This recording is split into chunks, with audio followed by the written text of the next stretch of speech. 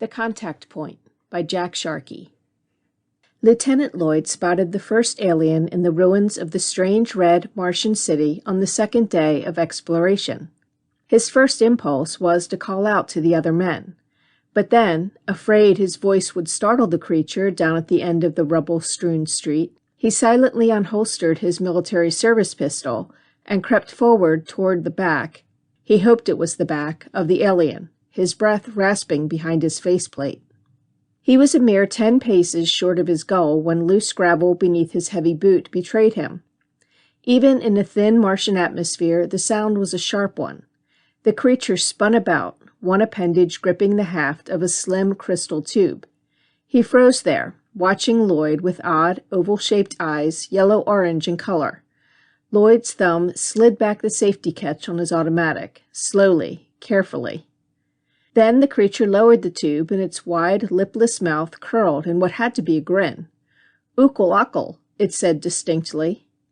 Lloyd looked into the alien eyes and was pleased to see the intelligence within their depths. He reholstered his pistol and held out his hand. "Lieutenant Lloyd, of the Sherlock II," he said. The alien hesitated, then inserted the 4 flaccid stalk things at the end of its arm into Lloyd's hand. They shook these clasped appendages solemnly, then withdrew their own with relief. "Boy, am I glad you Martians are friendly," Lloyd laughed. "When I saw you up the street, I envisioned a full-scale guerrilla attack, and damn, you're not getting a word of this, are you?" In reply, the creature pointed to its thoracic region and said, "Okay, Blet." It pointed to Lloyd again and enunciated carefully, "Lieutenant Lloyd." "Glad to know you, okay. Or do I call you by both names? Or just Mr. Blet?" "Okay," the alien said. "Blet," he added. "Okay, Blet," he clarified with an almost Earth-like shrug. It was strictly a take-your-pick name, Lloyd saw. He took his pick. "Okay, tell me, are you the last of your race, or are there others of your kind still left alive on Mars?" Okay just stared, friendly but lost. Lloyd tried again. "I," he pointed to himself, "am here with more like me." He pointed to himself, held up one finger to OK, then pointed in a long sweep behind himself toward the end of the street and held up 4 fingers. His only success was an envious look from OK at Lloyd's extra finger. "Oh boy," said Lloyd, smacking his brow in chagrin. "This is a rough one. Look, OK, you hold on. Don't be scared." He laid a hand upon OK's shoulder for assurance, then turned his head and shouted, "Here, this way, men." The sound of heavy booted feet began, far up the cluttered street. Lloyd felt OK grow tense. "It's all right," he said slowly, soothingly, as one talks to a horse or dog, knowing the tone conveys what the words cannot. OK seemed to sense the assurance and relaxed a little. In another minute, Kroner, Harrison, Tandy, and Craig were beside their commanding officer, gaping with unconcealed glee at the slightly under 5-foot form of OK, who stared right back, steadily, if not boldly. "Our first contact with a Martian," Kroner exulted, his voice metallic through the oxygen helmet. "Does he talk?" Harrison wanted to know immediately. "Where are his friends?" asked Tandy, frowning. Craig, unable to think of a question, was silent, but it was to Craig that Lloyd addressed his first statement. "He speaks a language. His name is OK Blet. Think you can rig a written or oral Rosetta Stone for us, Craig?" Craig shuffled his feet bashfully. "I can try." "Is he alone, though?" said Tandy, irked that his question had gone unanswered. "His buddies might be around here waiting to pick us off. This is their city, after all, and we're trespassers." Lloyd shook his head dubiously. "I think you're wrong, Tandy. OK's got some sort of weapon with him, and he put it away without trying to use it. If there are others, they're probably intelligent and friendly, too." "Unless I'm mistaken," Kroner remarked dryly, "we're about to put your statement to the test." "What?" said Lloyd, and looked where Kroner was now facing. 7 creatures like OK were on their way toward the group, each bearing one of those long crystal rods. At first glance, they all looked alike to Lloyd. Then as they drew nearer, he saw that they were as different from one another as he from his own men.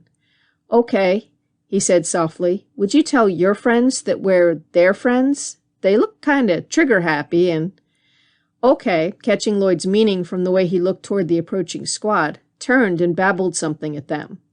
They hesitated, then all put their crystal rods into short scabbards hanging from their belts. Behind him, Lloyd heard Tandy's sigh of relief. He turned to Craig. You and Olke see if you can set up something to bridge the language barrier, while Kroner and I go back to the ship and radio the news back to Earth. Okay, said Craig. He was the expedition's linguist, but extremely shy, considering he was the liaison man with any aliens they encountered. I'll start them with numbers. That's usually a good kicking-off place, and then I can work into body parts, relationships, and... Whoa, said Lloyd. Craig could be talkative on his professional topics. I don't want the details, just some results. Kroner and I should be back in about an hour. I'll talk with Olke then, if you can show me how to reach him. He and Kroner strode off to their ship, set onto the cold red sands a mile away. It would take nearly 3 minutes for a message to reach Earth, and another 3 at least before the reply came back. So Lloyd, dispensing with formality, sent, This is Lieutenant Lloyd of the Sherlock II. We have landed successfully on Mars, discovered a decaying Martian city, and 8 inhabitants so far. If you read me, set up a recorder and signal me when you're ready to tape my report. He sat back in the chair with a sigh. There, that cuts out a lot of the fuss, he remarked to Kroner. And the less time spent away from our men, the better. Yes, said Lloyd. How does it feel to you? Too easy, said Kroner without hesitation. Of course, there's no reason why it should feel at all hard, is there? No, Lloyd admitted reluctantly. No reason at all why we shouldn't establish contact with these Martians, find them friendly, get our information about their city, way of life, and so on, and go back safely to Earth and home. But, yeah, said Kroner, but they act friendly. Maybe that's all it is, an act. But if they're not going to be chums, why go to all this trouble? You know what I mean, sir? Lloyd leaned back in the padded chair and scratched his short-cropped head.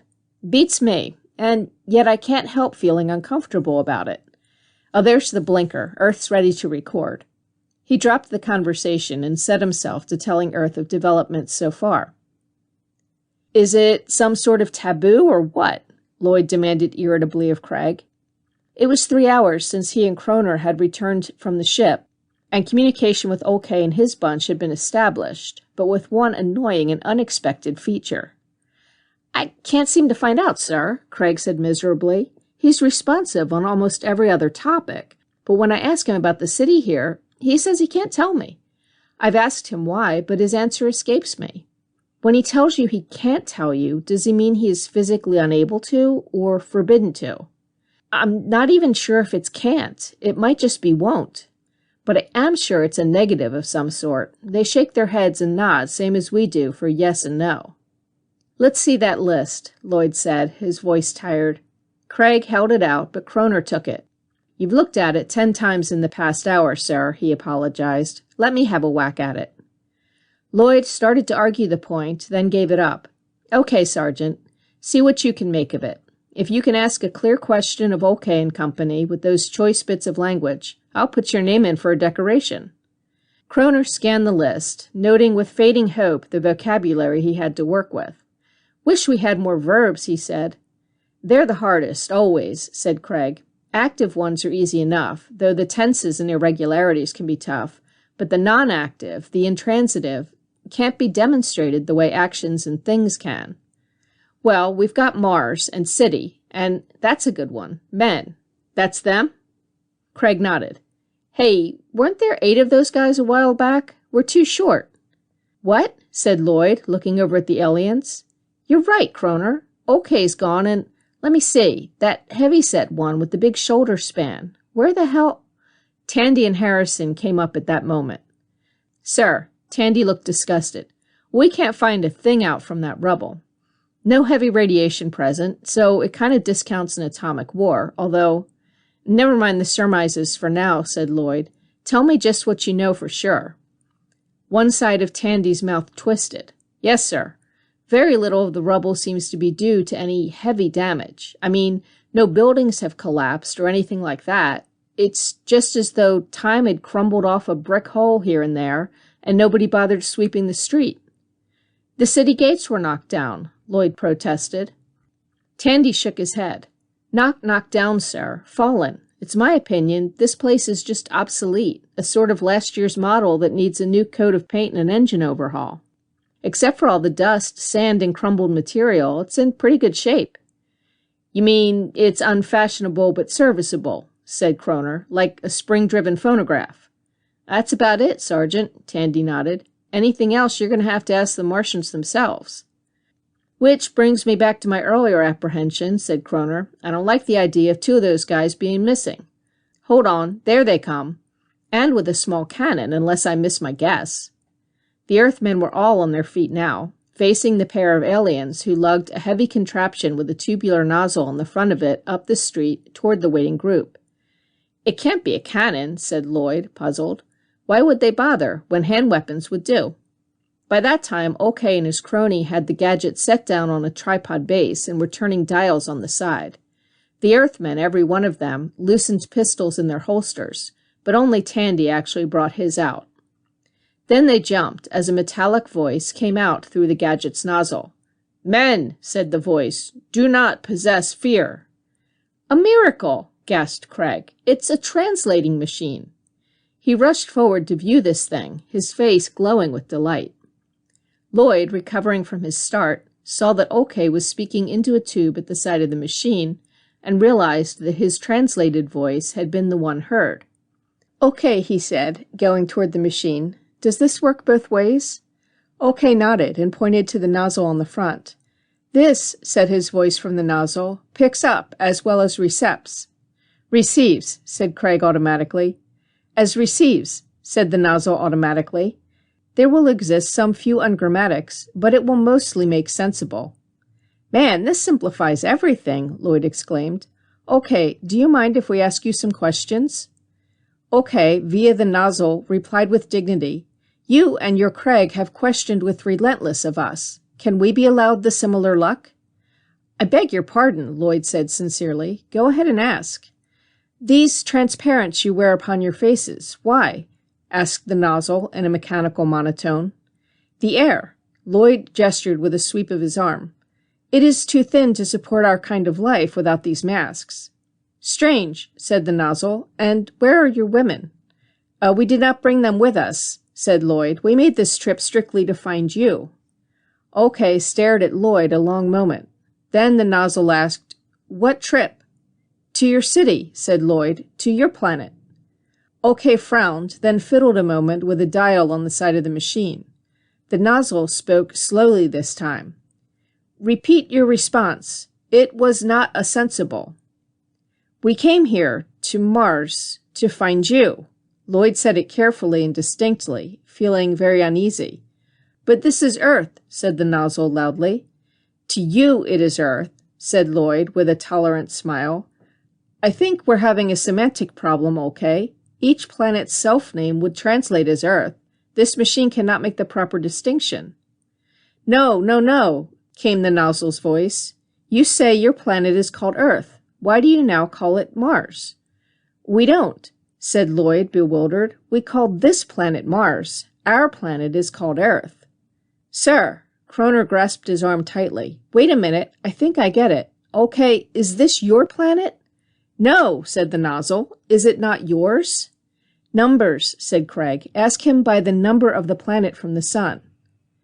We're from Earth, the third planet from the sun, said Lloyd, holding up 3 fingers for emphasis. Where are you from?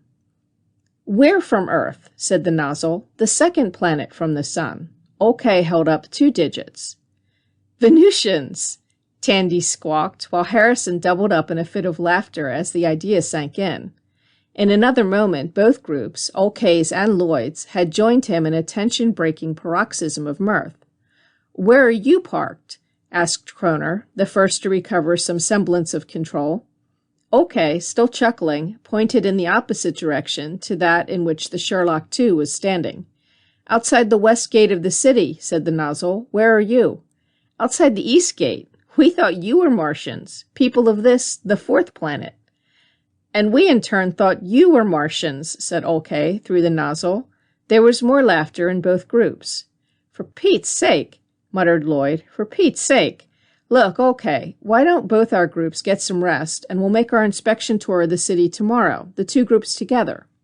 Okay, after a babble of discussion with his men, was in agreement with this plan, and they and the Earthmen shared a long room within one of the old abandoned buildings. Will your air supply not run out? Okay queried. Not on these, Lloyd explained. They're not tank masks, they're compression masks. A hydraulic system inside the suit keeps a compressor running in this gadget on our backs, as long as we're moving about. Martian air is thin, but non-poisonous. But if you sleep, the air runs low, which makes us fidget, which pumps more air through the compressors, Lloyd explained. OK expressed admiration at the cleverness of the Earth scientist, then joined his men in slumber. The Earthmen, tired and happy, fell soundly asleep. It was still dark, the chill purple dark of Mars at night, when Lloyd awakened abruptly. His body was tense and his mind keenly alert. Something was wrong. He felt it, but couldn't place the source of his uneasiness. He sat up and looked about him. Starlight, coming in bright pinpoints through a high-arched window, glinted reassuringly off the helmets of his men, lying in pools of deep shadow all about him. He looked for OK and his group and saw their smaller silhouettes huddled on the stone flooring. Feeling a little better, he lay down once more and tried to fall back to sleep. But there was a gnawing, nagging something in his mind that would not allow sleep to come. What's bothering me? He asked himself. Is it something about OK and his bunch? The only really odd thing about them is that they don't wear any breathing equipment in this thin air, right? And didn't OK explain that the atmosphere on Venus is just as thin? It didn't jibe with Harrison's opinion about atmospheres, but Harrison hasn't actually been to Venus after all, and the cloudiness still keeps its atmosphere a secret from Earth's spectroscopes, right? His mind assured him that this was right, and he felt a little better, but not much. So what's eating me? A hunch, intuition, or just alien planet nerves? He went on. Why should I wake up in the middle of the night feeling scared? Aren't all my men present and accounted for? Aren't they sleeping quietly just as they should be? Feeling annoyed with his own nebulous fears, Lloyd sat up again and looked over the groups, OK's and his own. As he watched, Kroner grunted in his sleep and rolled over. Tandy's helmet emitted gentle snoring noises. Harrison and Craig lay more quietly, but their chests could be seen, even in that dim light, rising and falling normally. Lloyd excoriated his imagination for worrying him. It had fed him a quick suggestion that perhaps his companions' masks had been slit, suffocating them silently to death. I must trust OK, it's necessary, said Lloyd to himself. I can't let these groundless fears spoil future relations between Earth and Venus. The Venusians are friendly and intelligent, and not really odd-looking once you discount the number of digits on their hands and a few unearthly color schemes on their torsos. So what am I scared of? Cold touched his spine, shocking him into alertness as he isolated his fear. He rolled over and shook Kroner awake with barbaric callousness. Huh? What? Said Kroner, sitting up. Sergeant, said Lloyd, trying to confide his fear to the other man. When we got here, we were nervous about making contact with aliens, right? Yeah, Kroner said sleepily. But it turned out okay, sir, didn't it? He shook his groggy head. I mean, OK and his bunch are okay, aren't they? Yeah, said Lloyd shakily. They're fine, but, Kroner, they're not the right aliens. It took Kroner a moment to get it. When he did, he came awake with a jolt. And we haven't even posted a guard. Lloyd, his worries abetted by Kroner's response, got to his feet, shouting, Mayday! Mayday! His men, and OK's a few seconds later, were up, everybody snapping on portable torches and setting the chamber alive with flashing lights. OK, Lloyd said, rushing to the Venusian. If you're not the Martians, and we're not the Martians, then there is still a chance that someone else is the Martians. OK yelled something to his men, and Lloyd watched with horror as each Venusian fumbled at an empty scabbard upon his belt. Lloyd's hand shot to his holster, and found there just what his men were finding in their own holsters. Nothing. Do you think we've discovered the Martians? Said Kroner, his voice hoarse with fright. Then the glaring overhead lights of the room came on, revealing the surrounding phalanx of hard-eyed, armed creatures. Unless I'm mistaken, Lloyd said, the Martians have discovered us. An instant later, there was nothing in the center of the alien room but half-molten air compressors and the charred, smoking remains of a funny-looking little nozzle, still echoing a bilingual chorus of agony. End of The Contact Point by Jack Sharkey.